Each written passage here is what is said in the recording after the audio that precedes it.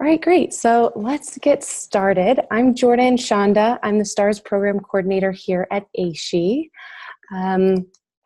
Before I dive in, I would love to just kind of tell you a little bit about what I do, kind of what my experience is, and then I'd like to know who else we have on the call so that I can kind of get familiar with who I'll be chatting with, and then we'll dive into what STARS is and talk about the Cohort program. So I just started here at AASHE in March, so I've been here a little over 6 months. Before that, I worked with AASHE for many years because I've been in higher education and in sustainability for about 6 years. I've worked at a couple of different public institutions here within the Midwest in the US and have always been heavily involved with STARS. So I'm a big fan of the program and have worked kind of on many different sides of using STARS. So if you have any questions about my experience or the different things that I've come across and maybe got hung up on, I'd be happy to answer those. That's part of the reason why I will be leading the cohort, just because I do have that experience of being on the other side of the process. So, like I said, I'd love to know who all we have on the call. So if we could do just some brief introductions, maybe your name, what institution you're with, where you're located, that would help me as well. And then why you're interested in STARS or the cohort program itself, or maybe how you see yourself using it. So if we could do that, that would be great. I'm just going to start at the very top and kind of call out names, if that works. So Hillary, and you may have to unmute yourself because I think everyone's muted right now. Hi, yes, I'm Hillary. I'm the Head of Sustainability at the University of Otago, which is in Dunedin. Our main campus is based in Dunedin, New Zealand. So sort of at the bottom of the South Island. And I think we're interested in the STARS trial to get a sense of how to benchmark ourselves against our peers around the world, and also knowing that we recruit students from around the world, having some sort of program that's recognisable seems a good idea. Great, thank you. Next I have, I am so sorry if I get names wrong, just please correct me so that I know how to pronounce everyone's names. Tiffy? Typhy, yeah, Typhy. Pretty good. Pretty good, well done. So hi everyone, my name's Typhy. I work in a consultancy firm actually called DCWC, Donald Kent Watts Cork. Hillary, we've done a little bit of work for you actually in the past at Otago. We did an estate performance assessment for you. But I do have a background in higher ed. I used to work for 5 years as a sustainability project manager at the Australian National University in Canberra, and then in a consultancy in the consultancy world. Higher ed is a key sector for us, and we've done a lot of work mostly across Australia, but a little bit in New Zealand as well. So I'm interested in the AASHE program to compare it to the existing rating tools, etc., that are in Australia, and just to see how it functions, and also the benchmarking capability is a key one, and just to see what the uptake and the interest is like across, particularly Australia, I guess, and to see whether or not there might be means to help out, higher ed sector clients in some way, shape, or form through some of the systems, etc., in AASHE. Great, thank you. Okay, next I have Valena. Hi, sorry, I just took a mouthful of food.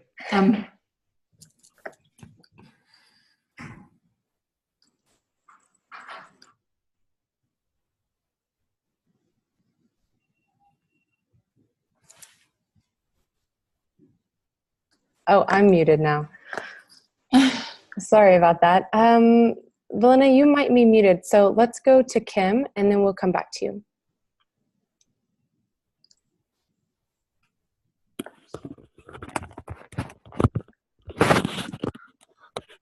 Hello.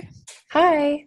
Sorry, I've just joined. I'm just sorry, I'm a bit late. Oh, you're fine. I would love to just know your name, what institution you're with, and then where you're located, and maybe just a brief sentence about why you're interested in STARS and the Cohort program. Oh, sure.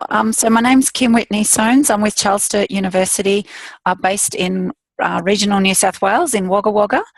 And I'm interested in STARS. I went to the AASHE conference and heard the presentation there, and just was particularly interested from the perspective of developing some quantitative key performance indicators, because we do the life framework, and that could be perceived as a little bit of a gap. So yeah, that's why I'm interested. Okay, great. Thank you. Let's see. The next person, I have you on video, but I don't see that you have a name. So maybe you could tell us your name. Me, Michael Anderson from RMIT University. Great, thank you. And where are you located, and where are you interested in STARS or the Cohort program? Located in Melbourne, and yeah, definitely interested in learning more about the STARS program and what it would mean for the university. Okay, great. Okay, next is Corey. Hi there, Corey Peterson from the University of Tasmania in Tasmania, Hobart, and I'm on the board of AASHE, so I'm quite aware of what's going on around the STARS program and the cohort, so I'm very excited to be part of it for that reason, because AASHE is taking a good leadership role here. But particularly for our university, we also use the Life Index, and so this is the next logical step to sort of participate internationally in a very recognized system. Fantastic, thank you. Gerard.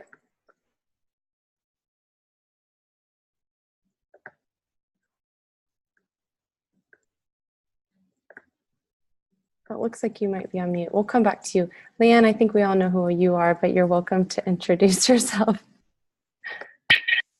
Hi everyone, it's Leanne Denby. I'm from Macquarie University in Sydney, but I'm also president of AASHE, and I'm interested in STARS because I guess I set up the partnership with Megan and AASHE to bring it here. But I also see it as a complementary system to the Life Index and the Life Framework, so I think they work really well together. Great, thank you. Zanetta? Hi everyone, so I'm Zanita. I'm from Massey University, which is in Palmerston North in New Zealand. And I'm actually just brand new to Massey University. I've been here a week and a half, but I'm in the strategy and research team here. And one of the things that Massey University is looking at the moment is sustainability, which has been for a while, and I'm just really wanting to learn more about what's out there. We've also, I'm aware of some work done by Times Higher Education and measuring sustainability of the SDG goals. So I guess I'd be interested to know how the two kind of fit together. Perfect. Yeah, I'm surprised the SDGs are just now being mentioned. Great. Carmen? Hello, it's Carmen Primo from the University of Tasmania, based in the Launceston campus in North Tasmania. So what Corey said about our interest, that applies to me as well. Fantastic, thank you.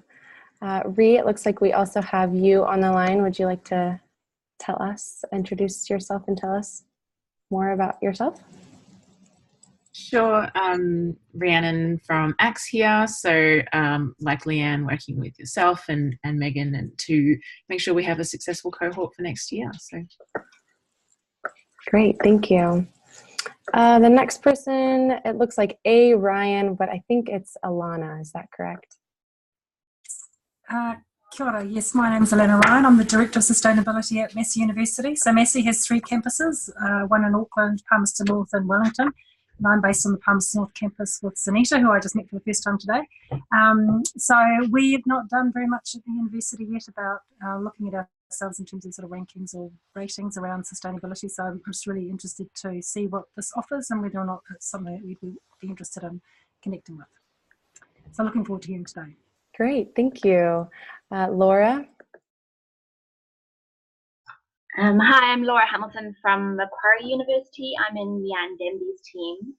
So yeah, just building on what Leanne said, yeah, it seems like the next progression. I think it's really interested in how we sort of fit into sort of benchmarking, and also I like that it has incorporated the SDGs in the new iteration of it.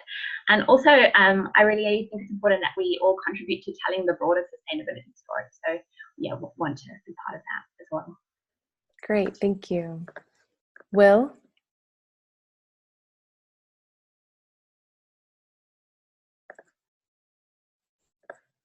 Hello, hello, can you hear me? Yes. Hi, this is Will Siddle from UNSW Sydney. I don't know too much about the framework, but interested in, like most institutions, in benchmarking ourselves against our peers, so keen to know more. Fantastic. Okay, Geraldine?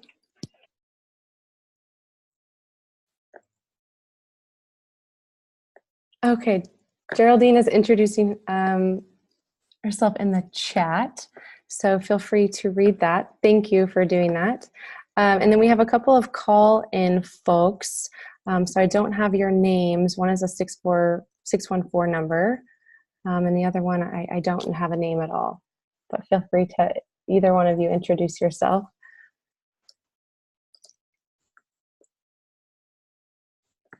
And it may not work, I'm not sure, it depends on how you called in.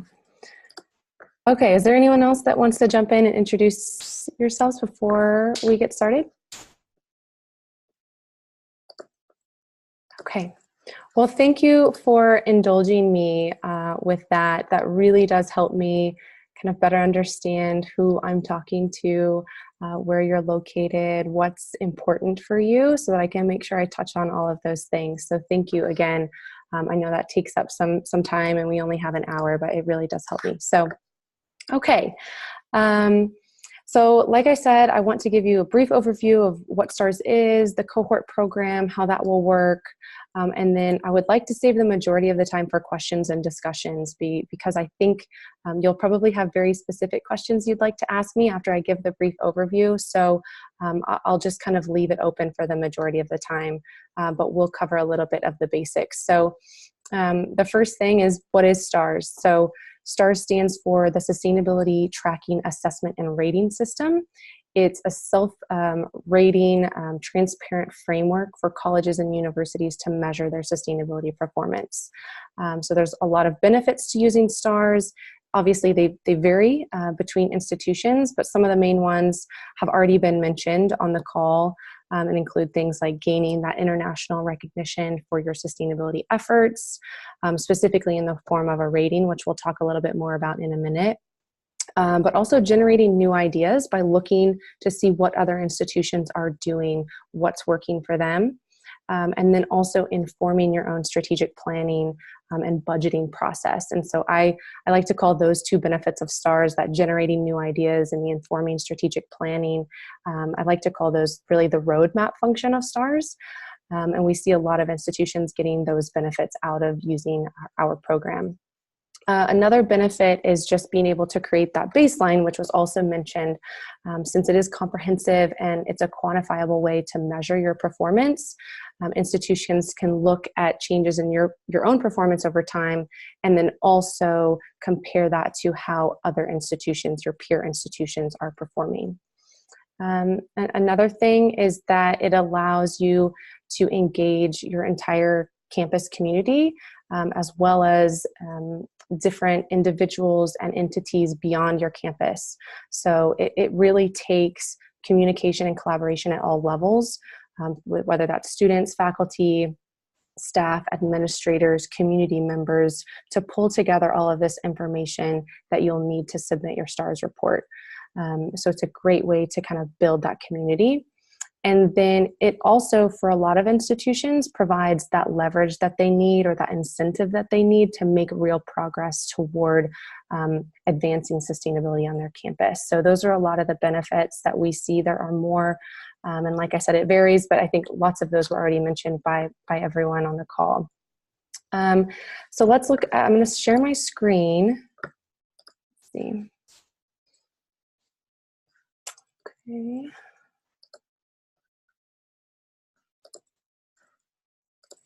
Can you all see my screen? And I can't see anyone, so maybe nod your head now if you can see it. Okay, thank you.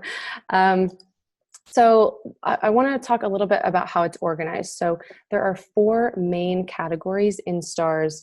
There's academics, there's engagement, there's operations, and then there's planning and administration. There's also this kind of optional bonus category called innovation and leadership, and I'll tell you a little bit more later about how that kind of fits in. But these are really the 4 main categories of STARS. Within each of these 4 categories, there are subcategories that really get into the different impact areas within each of the larger areas. So within academics, we have curriculum and we have research. And I also want to show you kind of how that, what that looks like within the reporting tool. So this is the STARS website. It's the STARS reporting tool. It's kind of where everything takes place when you're working on your STARS report. And so you can see here, this is the main, one of the main categories of academics. And then underneath you have curriculum, and then down here you have research. And so what then you get into are credits. So you can see those here underneath curriculum. This is really the heart of STARS, our credits. And we can click into one of those, and I think that might be helpful to look at. So this is where you earn points that then contribute to your overall STARS rating. And so for instance, like I said, you know, within academics, there's curriculum, and this would be 1 single credit. This is for immersive experience. And you can see all the credit information in here. This is what it would look like. These are the questions that you would answer for this particular credit. This is where you would type in kind of the detailed information, and then you would save it, and that would then calculate the points that you earn there based on the answers that you provide. So that's kind of what it looks like. That's kind of the bulk of how STARS works in a nutshell. Is you submit information within credits that then give you points, and then that adds up to your overall score. So the way that you can kind of tackle STARS, I guess, the data collection piece will vary for each institution. So a lot of institutions like to use the reporting tool, and I'll show you here. You can add as many users to this reporting tool as you would like to.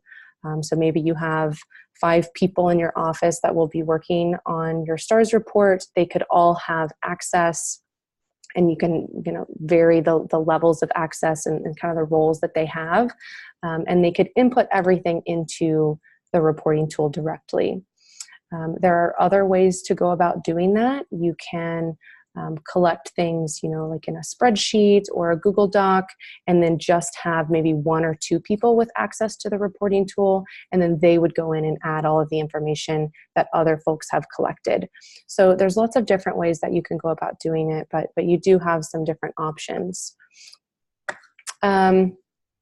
So one thing that I will mention is within each of these credits, so earlier we were in the immersive experience credit, you can access the detailed information for each credit directly from the reporting tool. So this will give you the details on kind of what we're looking for, how the scoring works, if it's applicable to your institution, and then any other guidance like the time frame. So for this one, anything that's happened within the previous 3 years prior to submitting the report could be claimed here. So all of that information is easily accessible from the reporting tool itself. We also have all of that information detailed in downloadable PDFs, and we have one large PDF called our technical manual that I will show you later. Just know that you can also easily access that information directly from here as well. Okay, so let's talk a little bit about the scoring. So the STARS score, which would be bronze, silver, gold, or platinum, is based on the percentage of points that are earned by through all of those relevant credits. So not all of them will be applicable to your institution. Oh, let me check the chat here. I didn't have that open, sorry. Just in case there's any serious questions that need to be answered. So the credits that are applicable to your institution will kind of change the points available. But then the way that you earn your score is by the percentage of points out of the total for your institution. And so there is a minimum threshold for each rating. So we can see that down here. You have to have at least 25% of the points available to earn bronze, at least 45 for silver, 65 for gold, and 85 for platinum. So again, that's percentage based. So if we were to look at this credit in particular, it's worth 2 points. A really easy way to think about it is that for each point that you earn on a credit, it's a half a point towards your overall score. And the reason for that is because there's about 200 points available in STARS, so each point is essentially cut in half towards the overall score. And there's an example here. So this college in particular, based on the credits that are available to them, they can earn a total of 180 points, but they earned 90, so that would give them an overall score of 50. So I hope that makes sense. And that would put them in the silver range. So that, and I hope that makes sense. If not, feel free to put something in the chat or just ask me a question. But that can cause some confusion sometimes, the difference between the score and the points. In addition, and I mentioned this earlier, you can also earn up to 4 innovation and leadership points. And these are specifically for exemplary or path-breaking initiatives that aren't covered throughout the rest of the report. These are things that really go above and beyond standard credits or aren't included at all.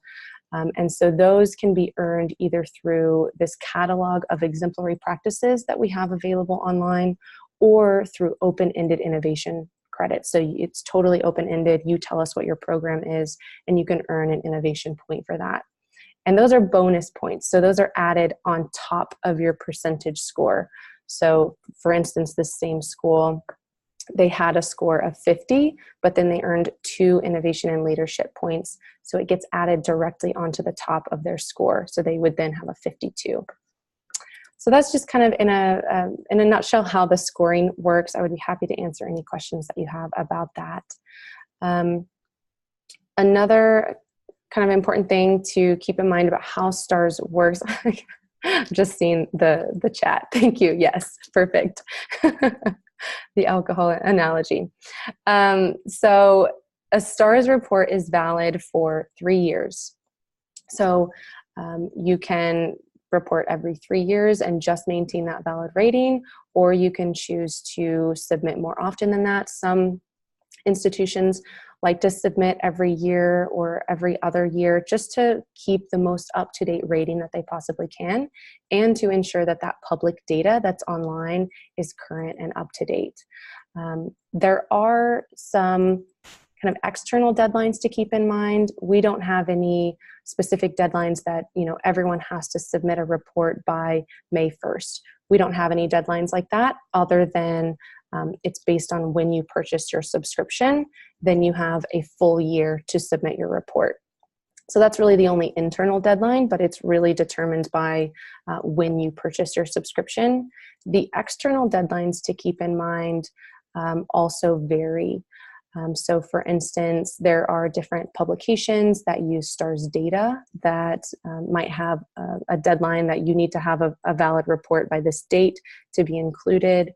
AASHE also publishes a report each year called the Sustainable Campus Index, where we list top performers in each area of STARS. And that's an annual publication with an annual deadline that's typically in the spring. So there are some deadlines to keep in mind, but we do not require across the board that you submit by a certain date. Okay, let's talk a little bit about what happens when institutions finish their report. Let's skip all the stuff in between because that's what we'll be talking about in the cohort. Oh, I'm sorry, spring. Yes, spring, I mean March or April. Thank you. I will learn and start to understand and be more aware that spring does not mean the same thing for everybody. Thank you.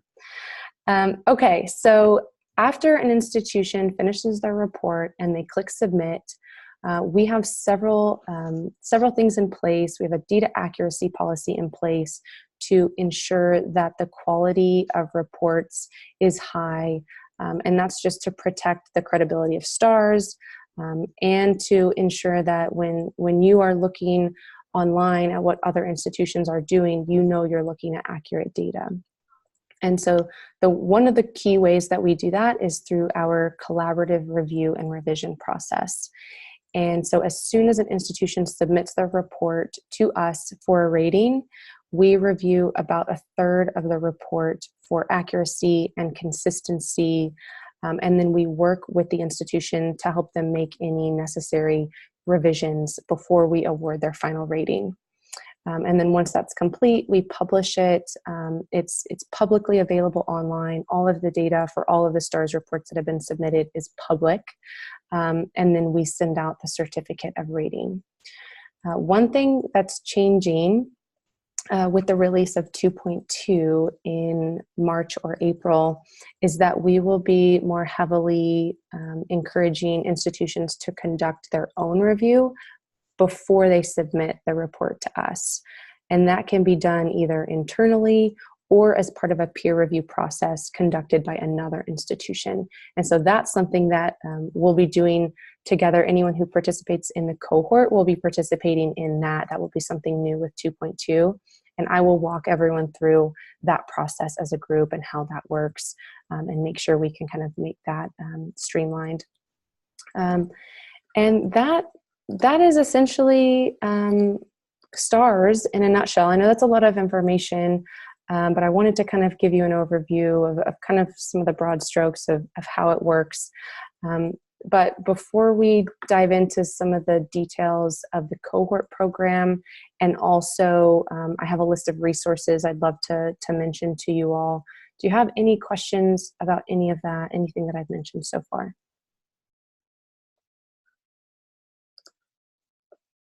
Hi, this is Jared from the University of Melbourne. Yes.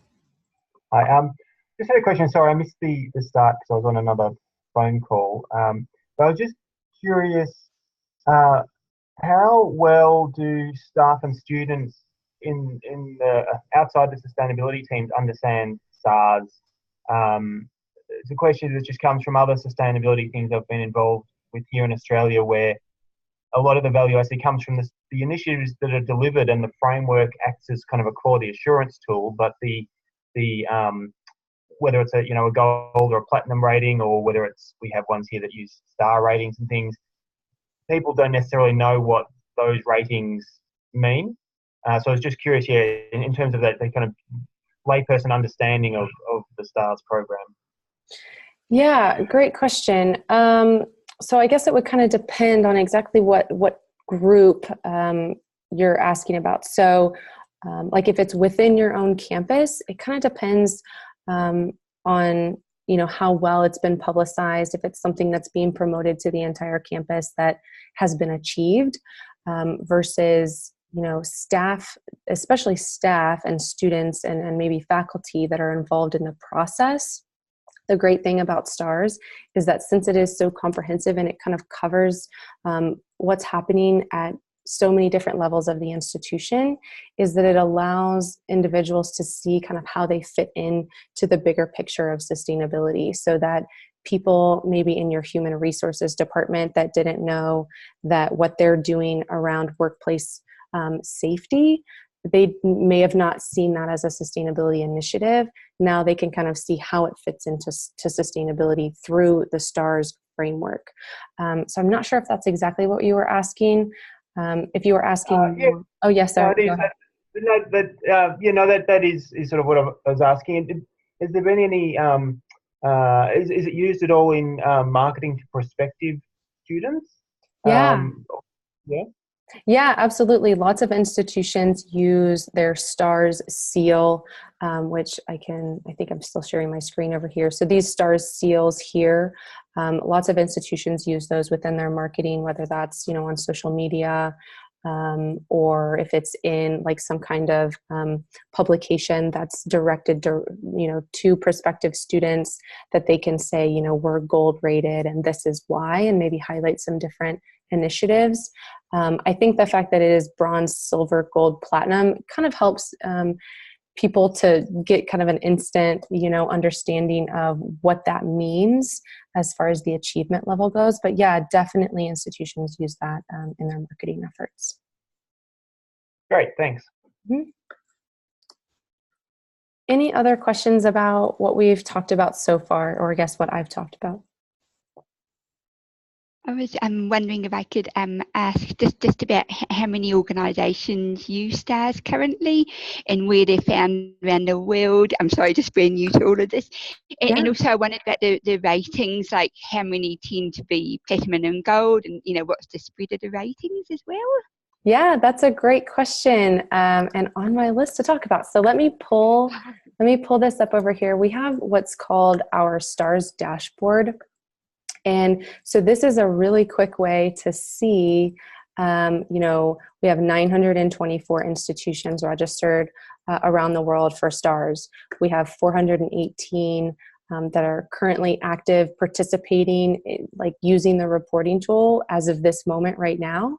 And we have 328 that have a valid rating as of right now. So some of those may have expired reports that they're working on, and then they'll have, a new report coming up.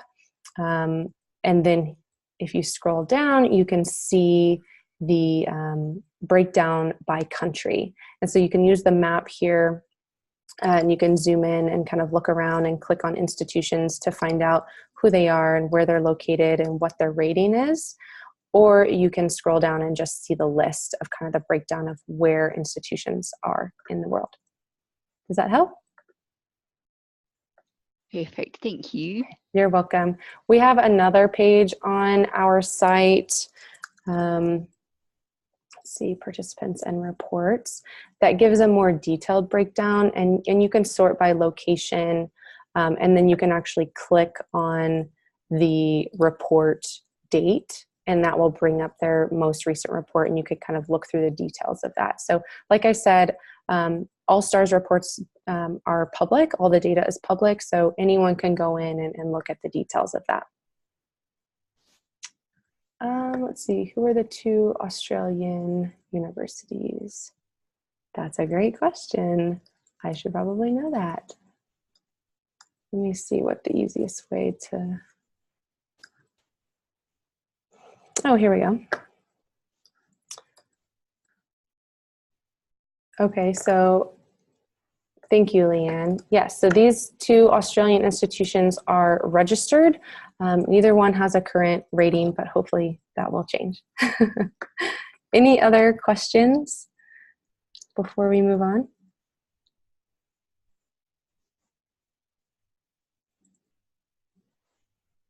Okay. So like I mentioned, we have several resources available, and these are all public resources, but they're specifically geared to institutions that are signed up and using STARS. But the first one is our technical manual, and I kind of mentioned that earlier. That's the detailed information about each individual credit that you'll need to know, like exactly what's required to report on this credit versus that credit, what's the time frame, how does the scoring work, and that can be found here on the website on our technical manual page. And I can send out links to all of this in an email follow-up after the webinar. But you can actually download a full PDF of this technical manual, or you can look at each individual credit. So for instance, we looked at that immersive experience credit earlier within the reporting tool as an example. Here's the PDF for that. So just some institutions, some people find that it's easier to look at that as a PDF and then be able to send that to people that you might be working with on data collection rather than obtaining the information from the reporting tool. So this is a great page that if you're participating in STARS, you'll probably have this bookmarked as a quick reference. Another resource that we have is our knowledge base, which is online and hosts a variety of articles, to frequently asked questions, things like that. We're planning to build that out even more in the next few months. So we hope to have a frequently asked questions article for every single credit in STARS, so that if you have any questions or you want examples or things like that, there's kind of one place to search that and find that information. Another resource is us. You can email us at any time.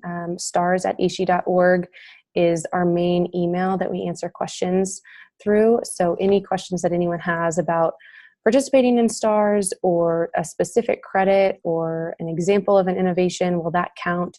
Those are the types of questions you can send directly to us and we can answer those there. I already walked you through the reporting tool.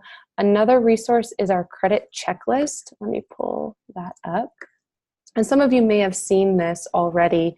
This is just kind of a quick breakdown of all of the credits within STARS. So, this is the academic section, the curriculum subcategory, and then each individual credit. And you can just quickly see the applicability, the minimum requirements, if it requires any kind of special inventory or assessment, and then the time frame. And you can download a copy of this and use this to track your progress. So this is a great resource. We also have data tracking spreadsheets that we've created, and we're looking to revamp those for 2.2. So we'll have new links for that. But like I mentioned earlier, some folks find it easier to track their information outside of the reporting tool and share resources, maybe in a Google spreadsheet or a document of some sort, and then upload it all at once into the reporting tool. So we've created some tools to help with that if you decide that would be easier for you to do it that way. A final resource that I will mention is our dashboard, which I showed you earlier, but one thing I want to show you in particular is this content display here. So since all of the STARS reports are public, you can download, instead of going to each individual report for examples, you can download a spreadsheet of every institution's answer to any question within STARS. So for instance, if you wanted to go to academics, curriculum, academic courses, and you wanted to know, let's see, let's find a good one. A copy, you could actually download a copy of the institution's inventory of all of its sustainability course offerings. And you click apply. And it does take a minute because there's lots of information, but it will refresh and then it will populate with a full list of every single answer from every institution.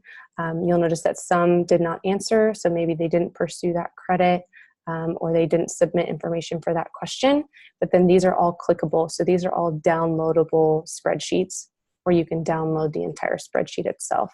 So this is a great resource if you're trying to get ideas about what you could do on campus and you want to know what other schools have done, or you want to know if what you're doing will count. You can download sample responses from other institutions that have counted. So this is a great resource.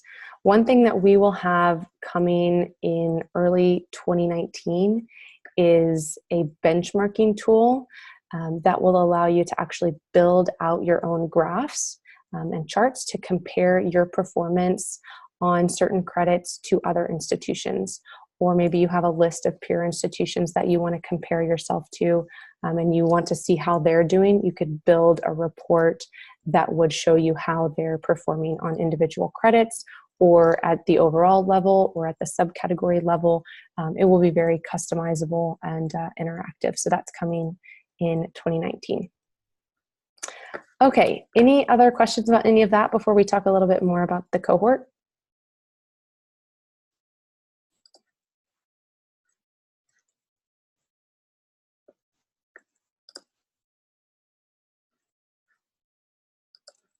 Okay, so I'm really excited about the cohort. Like I mentioned, I've been on the other side of this process, and a lot of what I do here at AASHE is help institutions through the reporting process. So I'm answering questions about what counts, what doesn't count, helping them kind of brainstorm ways to do the data collection piece, which is, the bulk of the work is how do you get all this information and put this into your report. And so I'm really excited to lead this cohort and help you all through this process next year. And so since we've partnered with AASHE, we're going to be supporting up to 15 AASHE member institutions through this process to help you earn a bronze, silver, gold, or platinum rating in 2019. And so part of that partnership is this very first cohort program where I will be providing you that hands-on training and support and really walking you through that process. The benefits of it are exactly what we talked about earlier, the benefits of earning a STARS rating and having that public recognition, that global benchmarking, and specifically the benchmarking and its ability to kind of support the Sustainable Development Goals. And I'll show you kind of an example of what we're doing with that. Another benefit is that any AASHE member participating in the cohort will get the $500 member discount on a STARS subscription. So that's normally $1,400. It will be $900 with the cohort discount. And then, of course, that hands-on support through the process. And really the way that it will work is we will do monthly conference calls, very similar to this. That's why I wanted to do a Zoom call today instead of like your traditional webinar with the slides and you never see my face. I wanted to see people and I wanted you to see me, because this is really what we'll be doing each month is getting together and just have conversations about different aspects of STARS, and I will be answering your questions. We plan to do a presentation on a particular topic, anything from the SDGs to the food and dining credit, to the greenhouse gas emissions credit. We'll be covering the innovation and leadership section. We've kind of lined out a bunch of topics that we want to cover and provide presentations on to make sure that you all have all of the information that you need when you're working on your report. But we'll also be doing a lot of just conversation and question and answer so that it's really tailored specifically to your institutions. You'll also have access to an online community for the cohort members only. So we have, I'm not sure, let me see if I can pull this up. We have an online community currently where member institutions, AASHE member institutions can go online and they can post questions and resources and have conversations back and forth. We will be creating a similar community to this, but only for the AASHE cohort members, so that you guys can be posting questions specifically to kind of your process, trying to gather this data for STARS so that we can do resource sharing kind of within our small group. And then I think kind of the main next step, if you're interested, is to fill out the Google form. And I think this has already been circulated. Oh, that's the webinar. Let me pull the other form up. This is the main sign-up form for the cohort program. So this is kind of the first step for all institutions. And I know several of you have already filled this out. This week or early next week, I'll be sending out kind of a next step list of what needs to be done once you've filled out this form. That will include getting your free AASHE account, registering for STARS, and then purchasing that subscription by mid-February. So those are really the next steps after you've filled out this form. So I'll stop there. We've got about 10 minutes left. So I'd love to answer more questions, and I do also want to show you more about the SDGs, but I've got a question here in the chat. So let me look at that real quick first. Jordan, just while Yes. you're doing that, I want to point out, sorry, it's Leanne. I just want to point out that normally when institutions sign up to use STARS, you don't have a dedicated cohort manager as the role you're playing. So this is something unique that AASHE has offered to ACTS in order to get us started in Australia and New Zealand is by giving us Jordan to manage our cohort. So that's a benefit that only we are getting. This is not something that's happened anywhere else in the world. So I think it's important to recognise that and thank Jordan and AASHE for being able to provide that to our cohort. Yes, thank you, Leanne. I appreciate you saying that. Yes, I'm all yours, and nobody else's. Nobody else gets me specific to their cohort. This is our first time doing a cohort. Like I said, I'm really excited. I think this is maybe going to be a way that we can help more institutions moving forward. But this is, our first time doing this, and I will be all yours for 2019 to help you through the process. And same thing with the online community. We don't have any other special communities for member institutions. We have kind of our main community, and that's it. So that we would be creating a special online community just for you all to make sure that we're meeting your needs, because you know, I think it is important too to mention that with 2.2 that's being launched in March, we have made a lot of effort to ensure that it's more internationally relevant, and that there are more regionally accepted and internationally recognized standards within STARS. And so that's a big priority of ours, and we want to make sure that we're helping you through this process with 2.2, and that we're tailoring that to you and finding areas where we maybe need to change and grow and progress STARS so that it is more internationally relevant. So we're excited to do this for several reasons. That's probably another good point too, Jordan. It's Leanne again. Is that Megan and Jordan and the STARS crew have actually expressed interest in getting the feedback from the cohort on the 2.2 version, particularly to understand its relevance at the international level. So that's a very good opportunity for those involved to feed back into the process and the program as well. Yeah, absolutely. Thank you. So this question, it was asking, where is STARS typically managed within universities? So is it the sustainability team, president's office?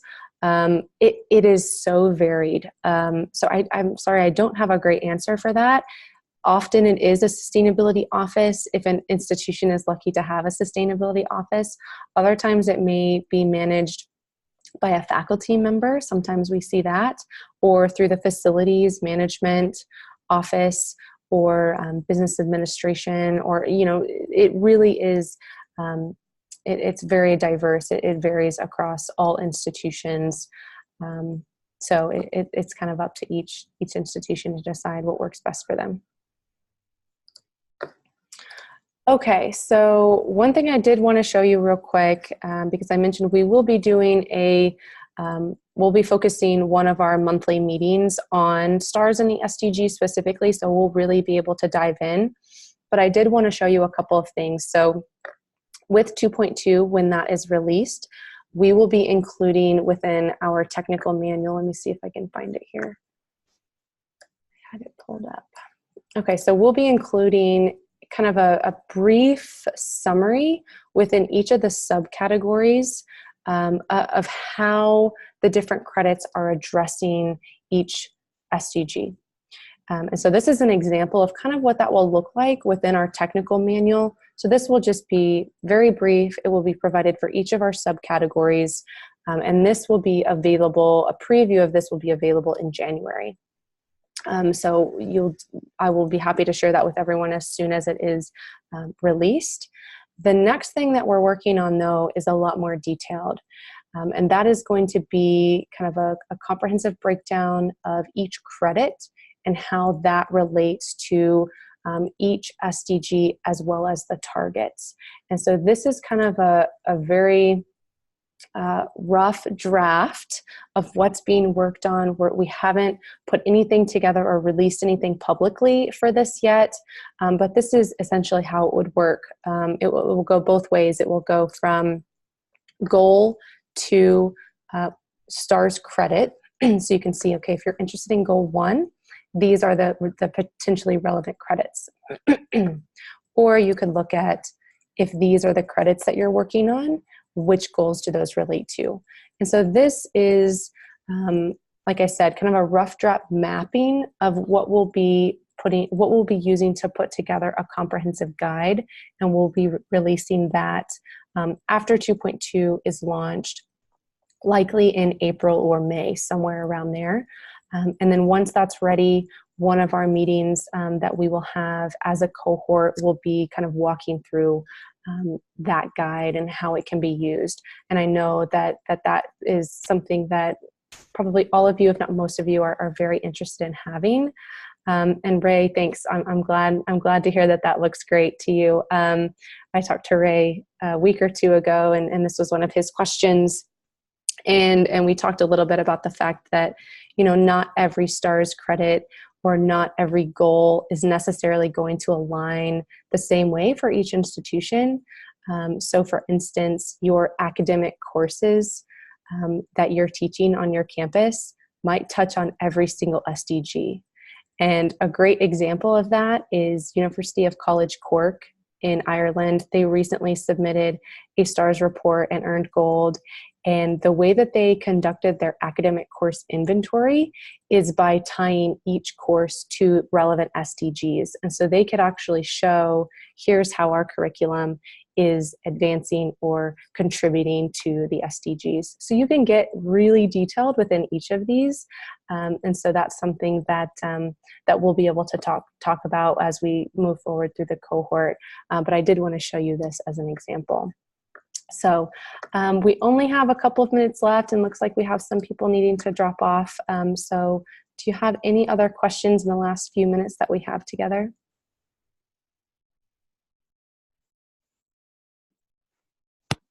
Jordan, it's Leanne again. I did just wanted to point out that something that may be interesting with regards to all the work you're doing in aligning the credits with the SDGs. This might also become really helpful as people get involved with the THE impact ranking, which is of course aligned to the SDGs. I went to a masterclass yesterday and we went through some of the details. So having this spreadsheet at hand to refer to quickly could actually be useful if you're actually participating in the THE impact ranking as well.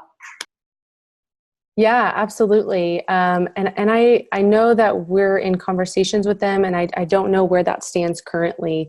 But yeah, I'm excited to have something that is going to be kind of a quick reference guide for anyone who's participating in STARS and wants to know how that's impacting the SDGs. Was there another question? Hi, this is Will from UNSW. Just a question about resourcing. Are you able to give some indication of kind of how much resourcing is needed to do the data collection and the annual submission in terms of kind of person time fraction of an FTE? Mm-hmm. Yeah, that's a great question and a really tough one to answer. It really depends on how your institution is set up, who you'll have involved in the data collection process. We have some institutions that are reporting that don't have any full-time staff tasked with STARS, at least not as part of their job description. So it can be a collaborative process that's kind of distributed across multiple individuals, multiple offices, multiple departments.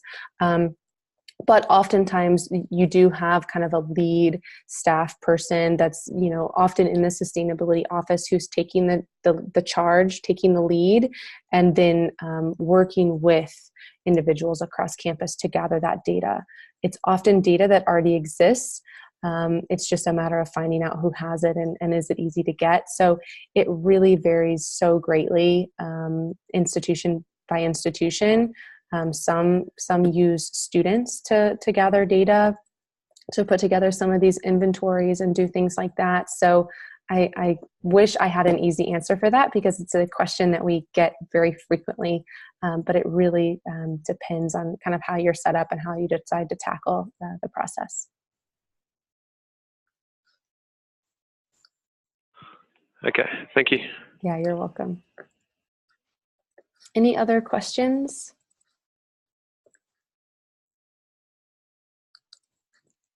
Okay, so like I mentioned, feel free to email me any questions that you have that come up after this. You can use that stars@aashe.org email, or you're welcome to use my personal email. I think I've all sent you an email now from my email address. So feel free to reply to that and let me know if you have any questions. And if you're interested, this sign-up form is the one to fill out. I'll be sending a link to everyone so that you have that. And then once you get signed up, I'll be in touch with next steps. So thank you again for spending the last hour with me. I really appreciate it. Thanks, Jordan. Really appreciate you coming on. I know that the time difference is awkward for you. I think it's in the evening your time, so we really appreciate that you gave up some of your evening to do this. Hopefully we get up to 15 sign-ups after this webinar, and we'll be in contact soon. Sounds great. Thanks so much. Thanks, everyone. Thank you.